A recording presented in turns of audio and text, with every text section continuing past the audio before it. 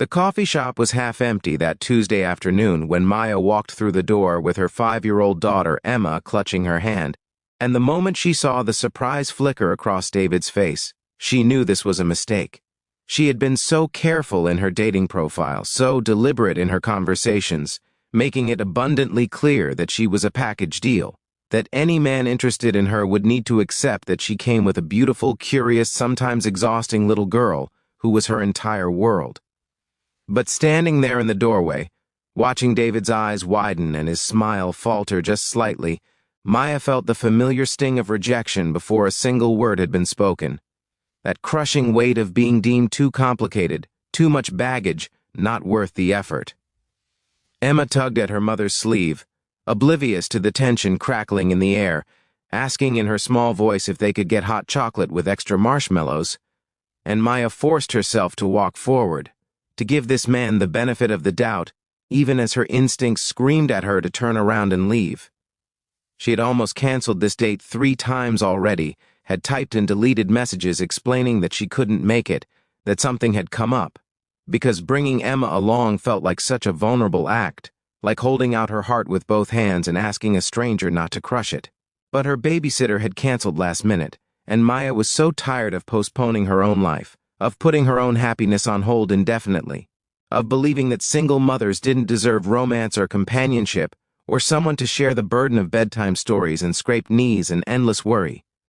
If you believe in second chances, in the power of kindness, and in stories that restore your faith in human connection,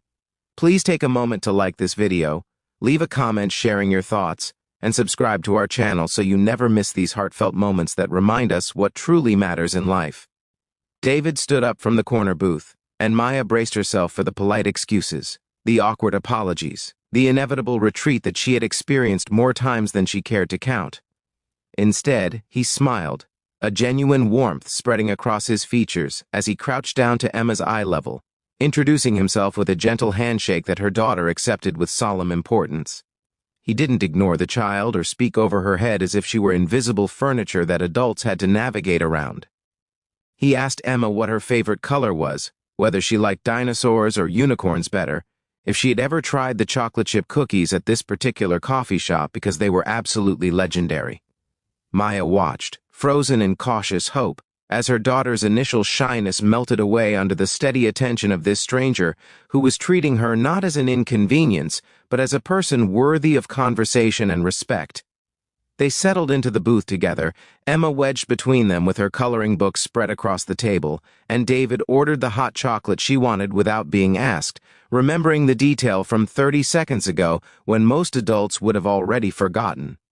As they talked, Maya found herself studying this man with growing curiosity, noticing the way he kept a box of crayons in his jacket pocket, the practiced ease with which he helped Emma when her purple crayon rolled off the table, the slight shadows under his eyes that spoke of sleepless nights and heavy responsibilities. She learned that he was a single father to a 7-year-old boy named Tyler, that his ex-wife had left when their son was barely 2, walking away from motherhood like it was a coat she no longer wanted to wear, and that he had spent the last 5 years building a life around homework help and soccer practice and learning to braid hair from YouTube tutorials even though his son refused to grow it long. The conversation flowed with unexpected naturalness. 2 people who had learned to navigate the world alone, discovering that their parallel struggles created a language only they could fully understand. David talked about the guilt that consumed him on the nights he had to work late, leaving Tyler with his elderly neighbor, who meant well but fell asleep during movie time. Maya confessed her terror of school events where all the other children seemed to have 2 parents in attendance, the way Emma had started asking why she didn't have a daddy like her classmates, questions that cut deeper than any knife.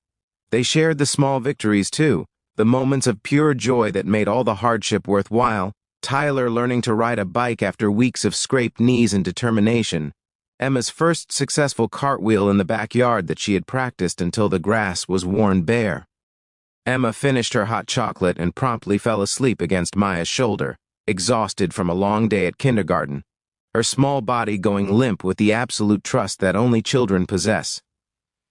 Maya started to apologize, to gather their things and make excuses about needing to get her daughter home for a proper nap.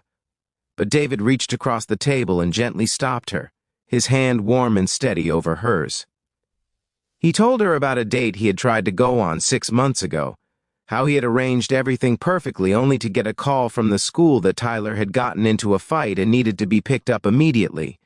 how the woman he was supposed to meet had been so understanding over text but had never responded to his messages afterward, how he had deleted his dating profiles that night because he was convinced that no one would ever want to take on the complexity of his situation. But watching Maya with Emma, seeing the fierce protective love in her eyes, and the exhausted grace with which she navigated single parenthood, David realized that he didn't want someone who tolerated his son as an unfortunate addition to the package. He wanted someone who understood that Tyler was the package, that everything else was secondary, that being a parent wasn't a part-time role you could set aside when it became inconvenient. He saw in Maya a reflection of his own journey, the same scars from choosing his child over and over again when others had asked him to choose them instead, the same determination to build a good life even when the foundation felt shaky and uncertain. They talked for another hour as Emma slept,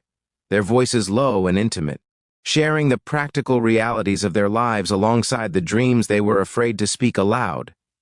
David admitted that he wanted more children someday, that he wanted Tyler to have siblings, that he had watched his son's loneliness and wished desperately for the chaos of a full house.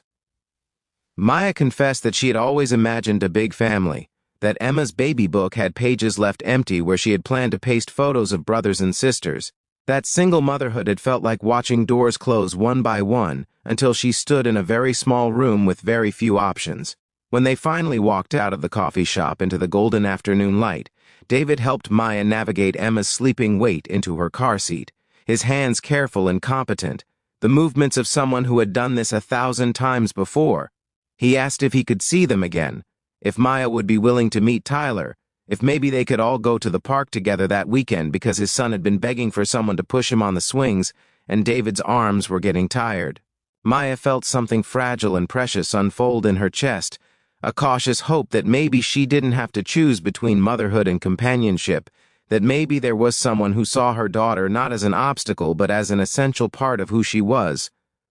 If this story touched your heart, if it reminded you that the right person will love all of you, including the parts you thought made you unlovable,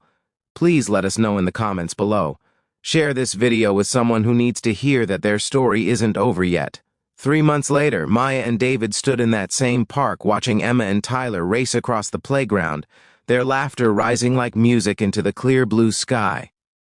They weren't rushing anything, weren't making promises they couldn't keep, but they were building something real and solid, a foundation constructed from honest conversations and shared responsibilities and the knowledge that love doesn't always look like the fairy tales promised. Sometimes it looks like two tired parents finding a bench to share, like children who desperately needed siblings discovering each other, like second chances disguised as ordinary Tuesday afternoons in coffee shops. Before we end, please take a moment to leave a comment telling us about a time when someone surprised you with their kindness or acceptance. Your story might be exactly what someone else needs to hear today. Maya had walked into that coffee shop expecting rejection, braced for disappointment, ready to gather her daughter and retreat back into the safe loneliness she had learned to navigate. Instead, she found a man who crouched down to her daughter's level, who kept crayons in his pocket, who understood that the greatest love stories aren't about finding someone perfect, but about finding someone whose broken pieces fit alongside yours to create something whole and beautiful and unexpectedly right.